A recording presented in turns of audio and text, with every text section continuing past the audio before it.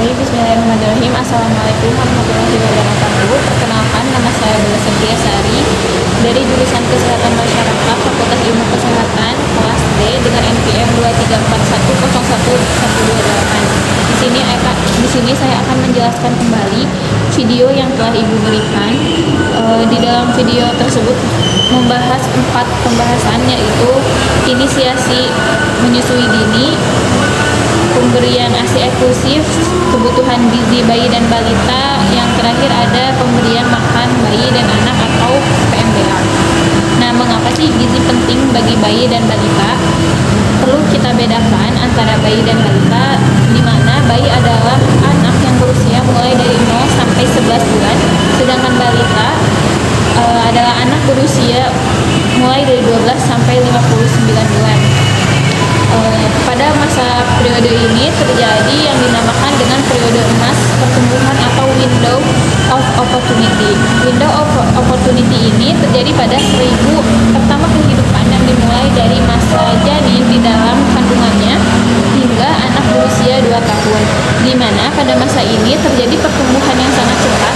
Apabila pada periode ini pemenuhan zat gizi tidak terpenuhi, kemudian kondisi kesehatan anak tidak baik, maka akan berdampak pada fase-fase berikutnya.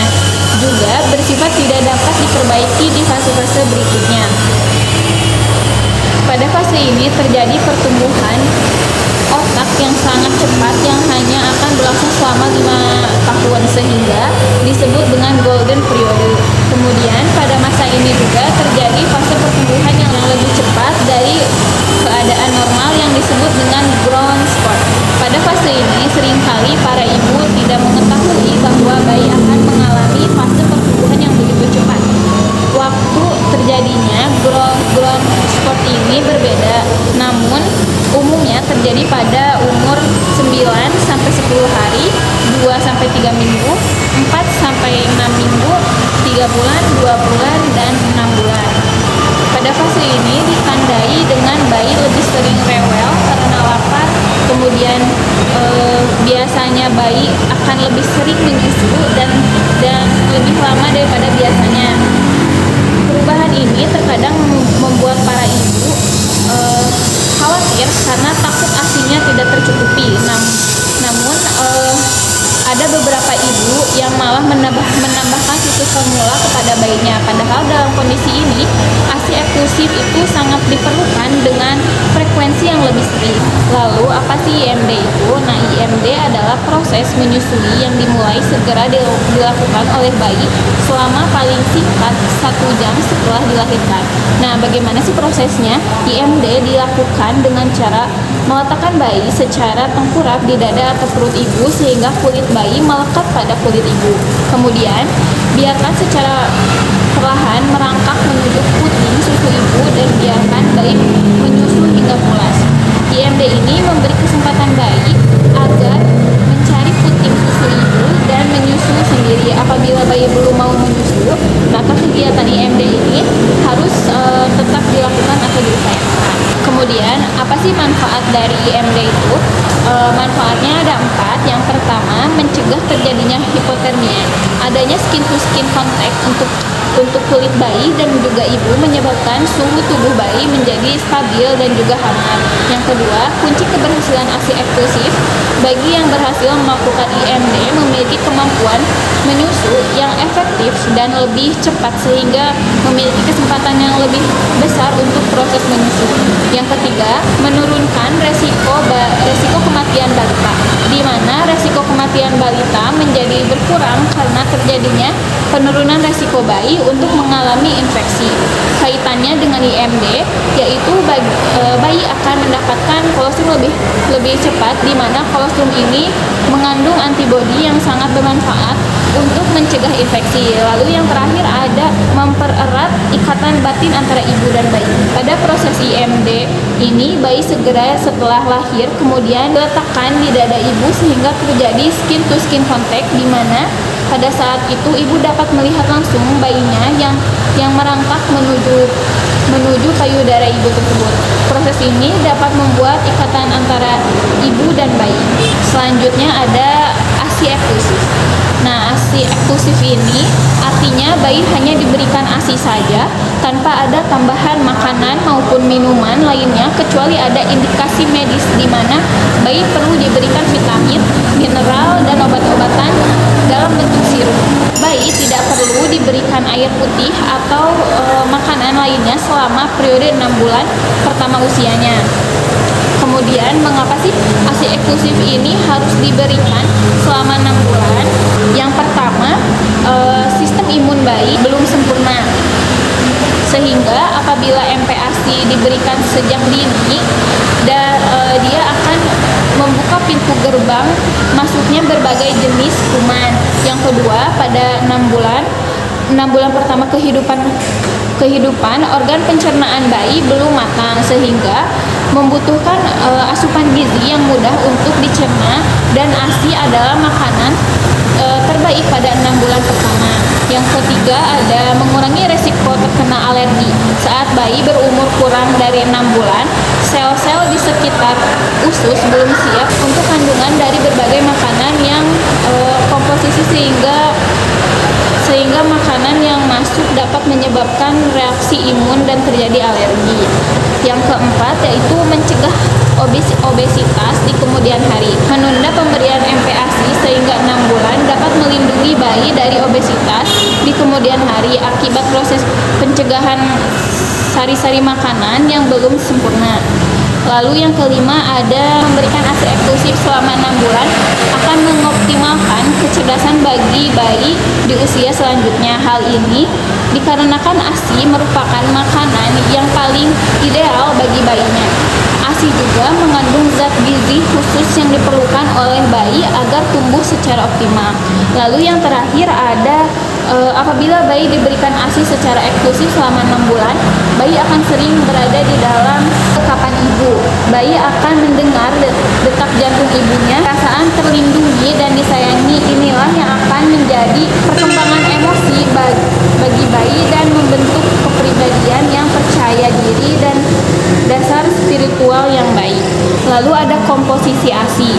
Nah, ASI merupakan emulsi lemak dalam larutan protein, laktosa, dan mineral. Pada 6 bulan pertama, rata-rata produksi ASI sekitar 780 mili per hari, yang kemudian berangsur turun pada 6 bulan kedua hanya rata-rata produksi ASI sekitar 600 mili per hari.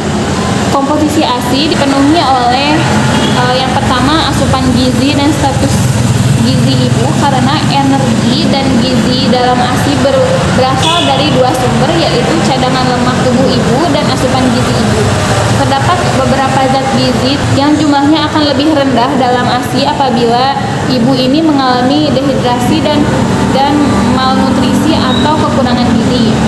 Yang kedua, ada stadium laktasi, di mana stadium laktasi ini terbagi menjadi 3, yaitu kolostrum, ASI transisi atau peralihan, dan ASI matur. Baik, kemudian kita akan bahas satu-satu stadium laktasi. Yang pertama ada kolostrum. Kolostrum ini merupakan ASI kental berwarna kuning yang dihasilkan sejak hari 1 sampai 3, bahkan ada yang sampai hari ke-7 hingga hari ke-10 setelah melahirkan. Untuk volume kolostrum antara 2 sampai 20 mili dalam 3 hari pertama, dengan rata-rata energi yang diperoleh dari 100 mili kolostrum. Dan protein terutama LGA dan laktoferin, konsentrasi laktosa dan lemak yang rendah dibanding ASI matur. Yang kedua ada ASI transisi. ASI transisi ini merupakan transisi dari kolostrum sampai menjadi ASI matur.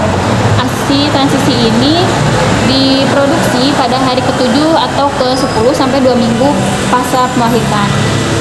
Pada ASI transisi ini, kadar protein dan vitamin makin rendah, sedangkan karbohidrat dan lemak semakin tinggi. Lalu yang terakhir ada ASI matur. ASI matur ini diproduksi dari minggu kedua setelah melahirkan. ASI matur ini menghasilkan energi 75 kalori per 10 ml. Kemudian ASI matur ini mengandung karbohidrat, protein, lemak, vitamin, dan mineral. Semua komposisi yang ada pada ASI matur ini sangat dibutuhkan bagi bayi untuk pertumbuhan dan perkembangannya. Nah, ada beberapa hal yang perlu diperhatikan ibu saat menyusui bayi. Yang pertama, kenali kebiasaan menyusui karena bayi punya kebiasaan yang berbeda-beda. Yang kedua, ibu tahu ketika bayi sudah kenyang.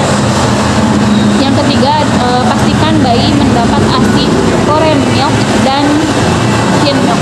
Nah, perbedaannya kalau for milk itu ASI yang muncul pada awal proses menyusui yang mengandung banyak cairan dan protein untuk menghilangkan dahaga bayi. Yang kedua, hind milk, ASI yang keluar di akhir yang banyak mengandung protein dan lemak yang berguna untuk memberikan rasa kenyang pada bayi dan berguna untuk menaikkan berat badan bayi. Nah, apakah ibu yang bekerja bisa memberi ASI eksklusif? Jawabannya tentu bisa. Yang pertama, ibu harus mempelajari cara memerah ASI yang baik, kemudian harus mengetahui cara menyimpannya yang baik. Juga yang terakhir harus ada dukungan dari keluarga untuk memberikan ASI perah. Nah, untuk cara menyimpan ASI perah ini harus diperhatikan di mana ASI perah harus disimpan di dalam tempat yang bersih dan tertutup serta beri tanggal ASI perah tersebut. Yang kedua, gunakan wadah BPA free. Yang ketiga, ASI yang baru diperoleh dapat bertahan selama 4 jam. Jika disimpan di kulkas, dapat bertahan selama 2-3 hari. Jika disimpan di dalam freezer kulkas 1 pintu dapat bertahan selama 2 minggu, dan jika disimpan di freezer kulkas 2 pintu dapat bertahan selama 3-6 bulan. Kemudian cara mencairkan ASI yang beku itu yang pertama, ASI yang dibekukan diturunkan ke kulkas atau chiller selama 12 jam terlebih dahulu untuk menghindari perubahan ekstrim. Yang kedua, setelah 12 jam keluarkan ASI dari kulkas dan dimasukkan ke dalam cangkir dan direndam dalam air yang hangat dan tentunya bersih. Yang ketiga, berikan ASI perah dengan menggunakan sendok, gelas, atau cangkir. Yang ketiga, pemberian ASI pemberian ASI menggunakan botol itu tidak dianjurkan agar tidak bingung puting untuk si bayi. Baik, selanjutnya kebutuhan gizi bayi dan balita. Kebutuhan gizi bayi dari usia 0 sampai 6 bulan dapat tercukupi hanya dengan pemberian ASI saja. Dan untuk bayi di atas 6 bulan diberikan pembekalan atau makanan pendamping ASI atau MPASI untuk memenuhi gizinya. Nah, sebagai pendahuluan, usia bayi merupakan fase awal dalam satu siklus daur kehidupan, tepatnya pada 1 tahun pertama setelah melahirkan, sekaligus menjadi fase kritis dikarenakan pada fase ini bayi mengalami perubahan tumbuh kembang yang cukup pesat yang ditandai dengan berat badan bayi normal yang bertambah 2 kali lipat pada 4-6 bulan pertama kehidupan. Kemudian meningkat 3 kali lipat ketika bayi telah berusia 1 tahun, sementara untuk tinggi badan bayi akan bertambah 50% dan TB lahir pertambahan ini melibatkan maturasi jaringan dan organ yang menunjukkan bahwa kebutuhan energi dan gizi ini meningkat relatif terhadap ukuran tubuh terutama selama tahun pertama. Lalu pemberian MPASI harus memenuhi 4 syarat. Yang pertama, tepat waktu diberikan pada saat ASI tidak cukup untuk memenuhi kebutuhan bayi. Yang kedua, MPASI harus memenuhi kecukupan energi. Yang ketiga, aman. Yang keempat, diberikan secara benar. Lalu adapun rekomendasi MPASI pada bayi umur 0 sampai 6 bulan cukup diberikan MPASI. Maksudnya cukup diberikan ASI saja. Lalu umur 6 sampai 8 bulan tetap diberikan ASI, namun ditambahkan dengan MPASI yang makanan itu dilembutkan hingga halus, dimulai dengan 2 sampai 3 sendok secara bertahap. Lalu umur 9 sampai 11 bulan tetap memberikan ASI dan MPASI yang lembek, tekstur harus dipotong kecil-kecil, jadi ada fase-fasenya. Lalu yang terakhir ada umur 12 sampai 22 bulan tetap melanjutkan MPASI. Nah, pemberian makanan responsif, praktik pemberian makanan yang memperhatikan kebutuhan dan gizi anak serta melibatkan proses timbal balik antara orang tua dan anak. Lalu ada prinsipnya ada 3, yaitu mengenali tanda lapar dan kenyang pada anak-anak, yang kedua durasi makan, yang ketiga ciptakan suasana yang menenangkan dan jadwal makan yang teratur. Lalu yang harus dihindari yaitu jangan terlalu banyak memberikan minum, hindari memaksa memberikan makan, lalu hindari melihat TV atau mainan pada saat makan sehingga bayi bisa fokus terhadap makanan. Lalu masalah pada pemberian MPASI. Masalah-masalah tersebut yaitu MPASI terlalu dini sehingga bisa menyebabkan infeksi. Yang kedua, MPASI terlambat yang menyebabkan gizi kurang. Lalu yang terakhir, bayi mengemut makanan yang harus dilakukan tekstur makanan harus diperhatikan lagi. Jadi itu saja yang dapat saya sampaikan. Terima kasih.